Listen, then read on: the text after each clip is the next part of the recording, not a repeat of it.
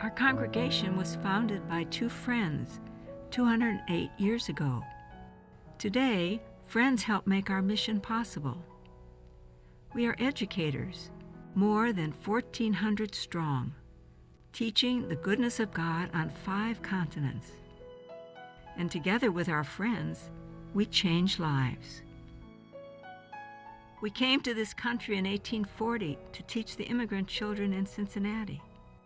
There were only 7 sisters at first, but more soon followed, and we got to work establishing Notre Dame schools and academies across Ohio, the Midwest, and along the East Coast.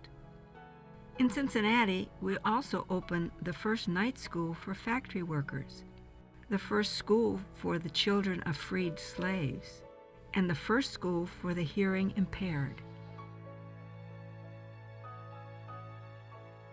Our reputation soon made its way to Illinois, and in 1891, our sisters were asked to establish a school at St. Mary's Parish in Loretto, about 150 miles southwest of Chicago.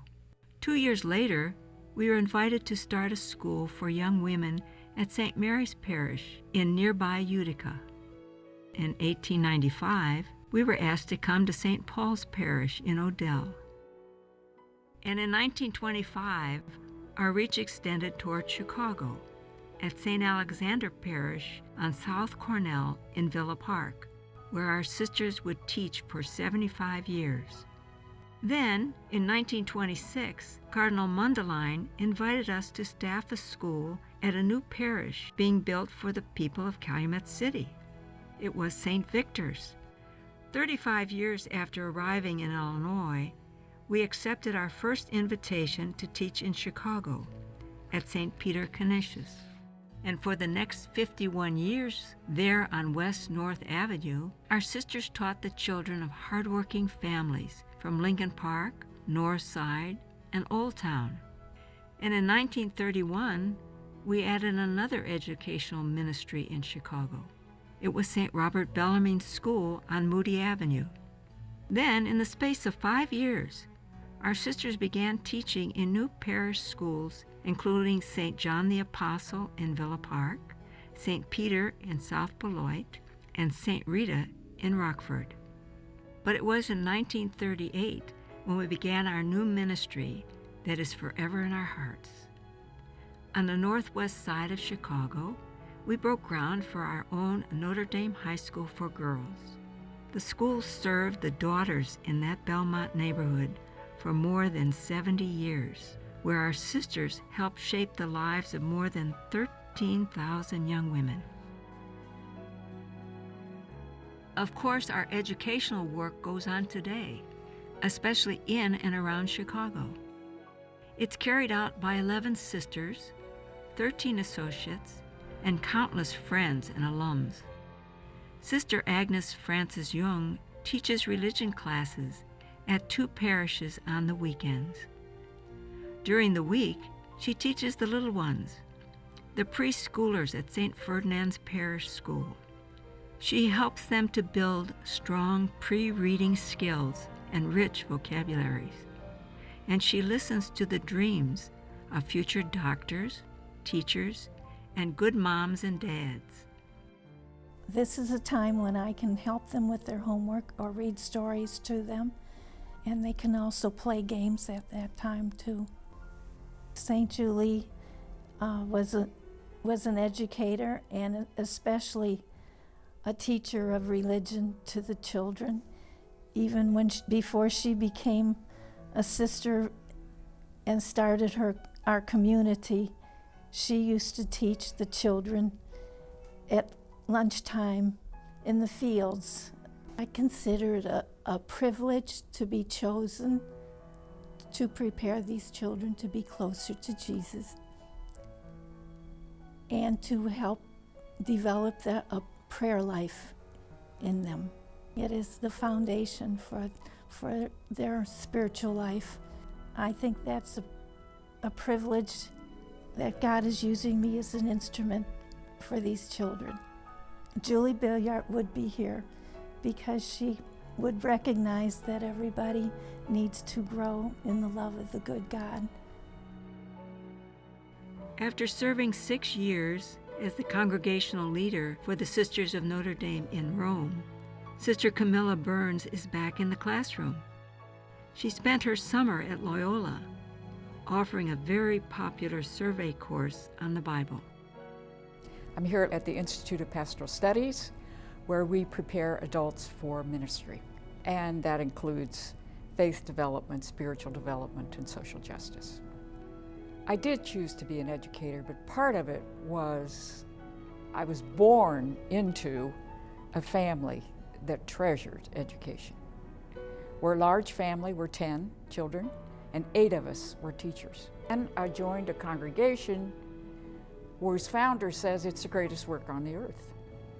It's where I like to be and where I'm most alive, and hopefully the students respond in like. What is the most thrilling moment of the whole thing is to watch the face light up, to watch the eyes go, oh. It's that moment. Every teacher in the world will tell you about that. It's that moment of awakening that you see in a student's face. But I'm pretty sure I was born in a classroom. Sister Mary Jean Hayes is the pastoral associate at St. Edith's Parish in Chicago's Edgewater neighborhood. She visits the homebound of her parish, bringing them a special prayer service and Holy Communion. Hello, Isabel. How are you? The Ministry of Care is service to the homebound of the parish, to the nursing homes and retirement homes. We bring them communion or go to their homes and pray with them. I do a variety of things. I work with baptismal preparation. I am in charge of what we call Ministry of the Door. We have a lot of people in this area who are homeless, and they come to the door and ask for a handout. What touches my heart the most is working with the elderly and with those who are mentally or physically challenged, and we do have both that I come in contact with. I worked in the hospital before this, and since I had entered a teaching order, I thought that would be my life. Even though I'm not formally teaching, I am teaching the goodness of God in what I do, whether it's working with the poor, the homeless, the elderly, the people in the parish. At Our Lady of the Wayside in Arlington Heights, Sisters Adrienne Wiseman and Joan Shields teach sacramental preparation classes as part of their work as directors of religious education for the large suburban parish. This year, they are teaching their 3rd generation of children. What we did in church is prepare children, a group, one group at a time, to take the parts of the Mass so that they understand what we mean by participation. They can see it when they're spectators only, but until they do it, they have to know what it means to be able to read in front of other people. It just builds some confidence in them, and that's what we do. Adrienne's concentration is more with the upper grades, working with the catechists, and my concentration is more with grades 1 through 4. However, we both work together in preparing for the sacraments, reconciliation, First Communion, confirmation. We both take a part in working with both the children and the parents and the teachers. I certainly enjoy being with the children, and you know, we teach them, and yet we learn so many things from them while we teach. And that makes me happy to know that it's not all one-sided. We share the knowledge that we have and that God gives us. We learn to be there for one another, and just as I'm there for them, they also are there for me too. I couldn't imagine being in a better place or a better time right now. This century, this day, this life, yes. I have to say, you know, the Lord knows always all things, knows what He's doing, and you are placed there for a reason. There's something for you to do.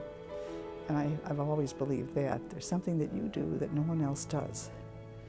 And it makes me happy to know that. It brings you closer to God yourself and the whole spirituality of Notre Dame, really. These children will be the next generation of Christian leaders. I feel with the religious background they have received that they will be able to be the generation that will carry on the Catholic faith. Someone once asked, what do Sisters of Notre Dame do when they retire? Well, the truth is, we never retire. We just take on new ministries. Many of our sisters from Chicago now live in or near our convent in Cincinnati. Some have moved to our health center that's next door. But make no mistake, no one is retired. They continue our mission in ministries, serving their local parishes or schools, or in our province office. They help us care for our most frail and elderly sisters in the Mount Notre Dame Health Center. Still, others belong to our community of prayer, where sisters storm heaven with prayers for special intentions, and where they always remember their students and friends.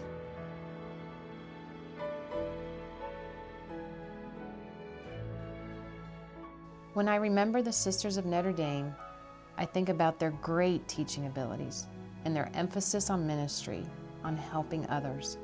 And after 12 years with the sisters, I learned how to respect other people and how to go out there and change the world in some small way.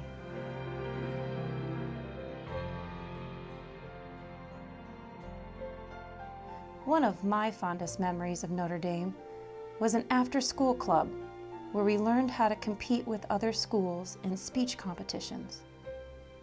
Sister Donna Marie was our leader, and she was influential in helping me to emerge as a confident speaker.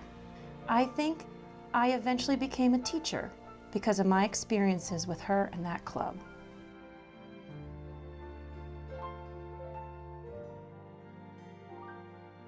My Notre Dame education is the foundation of my career in banking, and to this day, my closest friends are my former classmates. We're friends because we share the same priorities and values instilled in us by the Sisters of Notre Dame. That's what happens when you're surrounded by bright, committed, holy women like the sisters. Good things happen, good things that last a lifetime.